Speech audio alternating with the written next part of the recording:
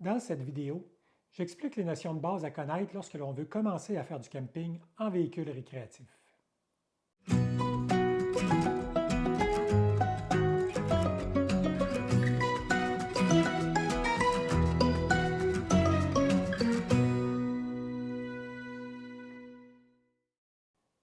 Quand on veut commencer à faire du camping avec un véhicule récréatif, ça peut être intimidant d'acquérir les connaissances de base. Par exemple, les types de services offerts sur un terrain de camping, la gestion de l'eau et la gestion des différents types d'énergie qui sont disponibles dans un VR. Dans cette vidéo, je vais expliquer les notions de base pour les débutants.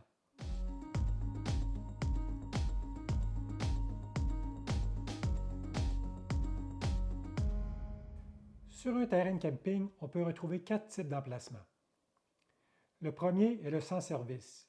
Il n'y a pas d'électricité, d'eau et d'égout directement sur l'emplacement de camping. Le deuxième est avec un seul service. On va avoir seulement l'électricité ou l'eau sur l'emplacement de camping. Le troisième est le deux services. On va avoir l'électricité et l'eau sur l'emplacement de camping. Et le quatrième type d'emplacement est le trois services. On va avoir l'électricité, l'eau et l'égout directement sur l'emplacement. Naturellement, il faut s'attendre à payer plus cher pour les sites avec un ou plusieurs services que pour les sites sans service. Il faut savoir que si on n'a pas l'eau sur l'emplacement de camping, il y a habituellement des points d'eau communs sur le terrain pour aller chercher de l'eau.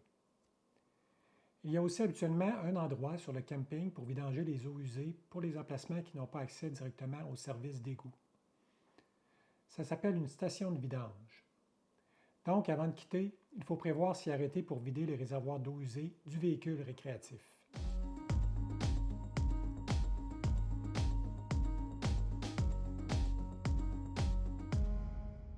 Dans un véhicule récréatif, il faut bien gérer notre consommation d'eau. Pour commencer, il faut comprendre la nomenclature utilisée pour l'eau. Les eaux claires sont les eaux venant de l'entrée d'eau du camping ou du réservoir d'eau claire de la roulotte. Les eaux claires peuvent être potables ou non potables. Les eaux grises sont les eaux usées qui proviennent du lavabo et de la douche. Et les eaux noires sont les eaux usées de la toilette. Pour les toilettes, il y a principalement deux types différents. La première est la toilette à cassette. C'est une toilette dont le réservoir d'eau usée se retire par une porte d'accès sur le côté de la roulotte pour vidanger le contenu.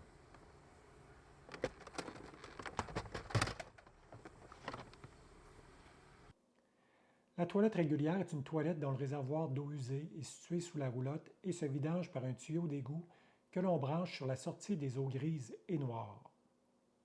Dans une roulotte, on peut avoir plusieurs réservoirs d'eau. Il y a d'abord un réservoir d'eau claire qui a une capacité de 10 à 27 gallons pour les roulottes ProLite. Il y a un réservoir d'eau grise qui a une capacité de 10 à 25 gallons pour les roulottes ProLite. Il peut y avoir un réservoir d'eau noire sur certains modèles chez ProLite avec une capacité de 15 à 25 gallons. Le chauffe-eau a un réservoir de 6 gallons dans la majorité des modèles chez ProLite. Et pour certains modèles de roulotte sans réservoir d'eau noire en dessous de la roulotte, il va y avoir un réservoir d'eau noire de 5 gallons à même la toilette. C'est la toilette à cassette que j'ai mentionnée précédemment. Les eaux grises et les eaux noires se vidangent à l'aide d'un tuyau que l'on va brancher à l'égout de l'emplacement de camping ou à une station de vidange. Pour l'alimentation en eau claire dans un véhicule récréatif, on a trois possibilités. Soit d'utiliser l'entrée d'eau du camping sur notre emplacement. Si on a un emplacement avec un service d'eau courante, on peut brancher en permanence un tuyau conçu pour l'eau claire, habituellement de couleur blanche ou bleue, sur le robinet du camping et sur l'entrée d'eau de la roulotte. Ça permet d'alimenter le lavabo, la douche et la toilette en eau et de remplir le réservoir du chauffe-eau. On n'a pas besoin d'utiliser la pompe à eau de la roulotte lorsque l'on est connecté à l'eau courante du camping.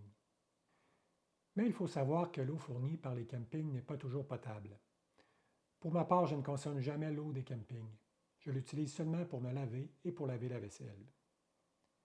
Il est aussi possible de faire installer un assainisseur d'eau dans la roulotte pour rendre l'eau potable. La deuxième possibilité est d'utiliser le réservoir d'eau claire de la roulotte.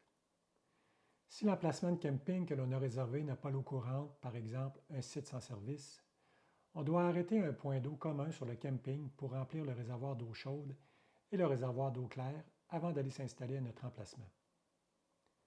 Pour utiliser l'eau dans la roulotte, on devra d'abord mettre en marche la pompe à eau. Mais il est très important de désinfecter régulièrement le réservoir d'eau claire et la tuyauterie de la roulotte pendant la saison de camping, surtout si l'eau que l'on y met est non potable.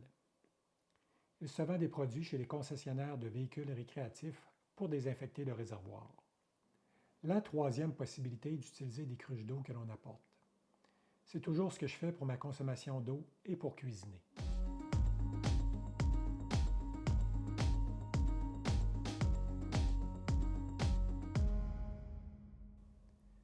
Dans une roulotte, on peut retrouver 3 sources d'énergie. Il y a l'électricité fournie par une borne électrique sur notre emplacement de camping. Il y a l'électricité fournie par une ou des batteries dans la roulotte. Et il y a le propane qui permet de faire fonctionner quelques appareils dans une roulotte, comme le réfrigérateur, le chauffe-eau et le chauffage. Pour débuter, je vais donner quelques explications sur l'électricité fournie par une borne électrique. L'entrée électrique de la roulotte sert à faire fonctionner les lumières ODEL, les ventilateurs de plafond, le climatiseur, la pompe à eau, les prises USB et 12 volts, le réfrigérateur en mode électrique, le micro-ondes, les prises électriques de 120 volts et le chargeur de batterie. On peut retrouver 3 types d'entrées électriques différentes sur les roulottes et sur les emplacements de camping. Une de 15 A qui est souvent utilisée par les petits véhicules récréatifs comme les tentes roulottes. C'est une prise régulière comme on en retrouve dans une maison. Une de 30 A qui est utilisée par la majorité des roulottes. C'est une prise plus grosse que celle de 15 A et qui fournit plus de courant. Et une de 50 A qui est majoritairement utilisée par les motorisés. C'est une prise différente de la prise 30 A. Il est toujours souhaitable de réserver un emplacement de camping qui offre une entrée électrique équivalente à ce qui est prévu pour notre véhicule récréatif. Donc, si on a une roulotte avec une entrée électrique de 30 A, on devrait réserver un emplacement qui offre le service de 30 A. Il faut savoir qu'il existe des adaptateurs pour convertir l'ampérage de la source. Par exemple, un adaptateur de 30 A vers 15 A. J'ai toujours ce type d'adaptateur dans ma roulotte que je peux utiliser au besoin et pour me brancher sur l'électricité de la maison. Il faut aussi savoir que le courant fourni par l'entrée électrique est limité. Si on fait fonctionner l'air climatisé de la roulotte, un grille-pain, une cafetière et un séchoir à cheveux en même temps, il est presque certain que le disjoncteur de l'entrée électrique va sauter. Il faut apprendre à limiter notre utilisation de plusieurs appareils en même temps. Comme dans une maison, on retrouve dans un véhicule récréatif un panneau électrique qui s'appelle un convertisseur chargeur. Il a des disjoncteurs pour le courant de 120 volts qui provient de l'entrée électrique et des fusibles pour le courant de 12 volts qui provient de la batterie. Il permet aussi de recharger la batterie lorsque le véhicule récréatif est connecté au courant de l'entrée électrique. Il faut toujours prévoir des fusibles additionnels de différents ampérages au cas où un fusible brûlerait. Et dernier point, le branchement sur l'entrée électrique a priorité sur l'utilisation de la batterie. Par exemple, si on fait fonctionner la pompe à eau, c'est l'électricité de l'entrée électrique qui sera utilisée et pas celle de la batterie. Un véhicule électrique va avoir au moins une batterie semblable à une batterie d'auto, mais ce n'est pas la même chose. Elles sont appelées batteries à décharge profonde. Une batterie d'auto est conçue pour fournir de l'électricité sur une courte période, alors qu'une batterie à décharge profonde est conçue pour fournir de l'électricité en continu sur une période prolongée. La batterie peut servir à faire fonctionner les équipements suivants lorsqu'on n'est pas branché à l'électricité.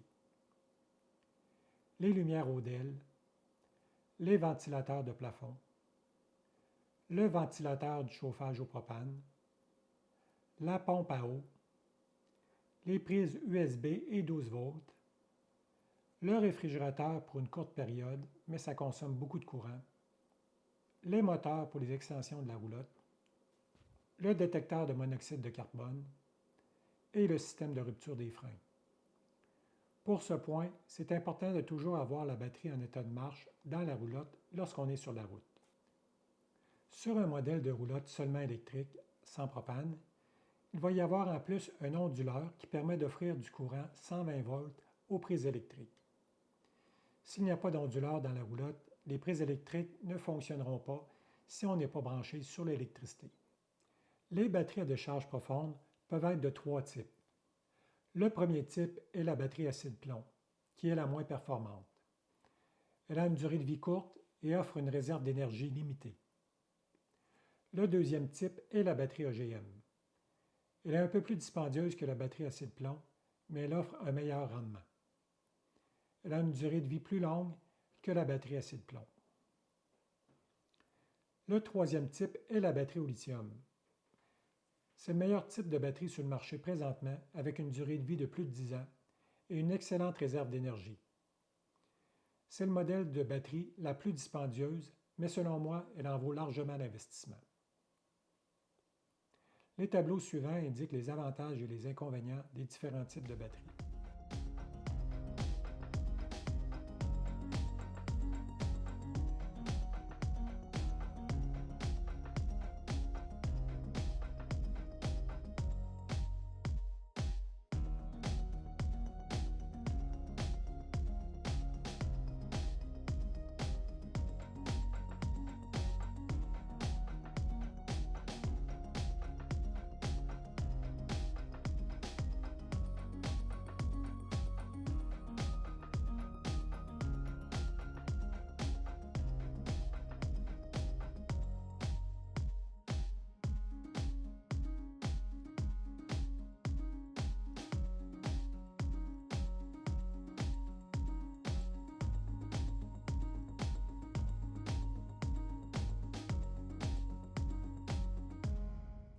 La batterie se recharge lorsqu'on est branché sur l'électricité, lorsqu'on roule par l'alternateur du véhicule ou par les panneaux solaires si la roulotte en est équipée.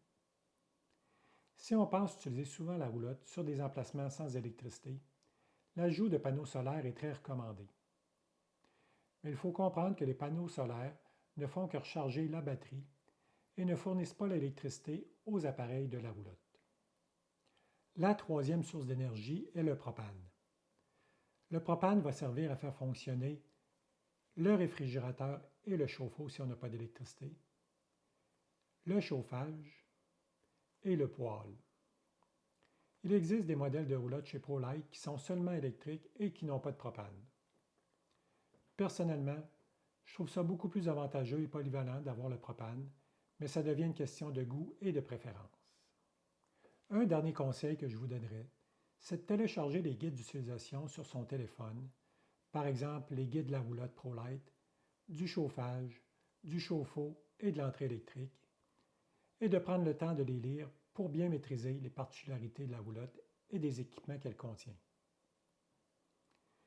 Je vous invite aussi à visionner les autres vidéos sur ma chaîne YouTube qui expliquent en détail plusieurs points importants à connaître pour un débutant. Si vous avez aimé cette vidéo, je vous invite à vous abonner à ma chaîne YouTube, à faire un j'aime et à laisser un commentaire.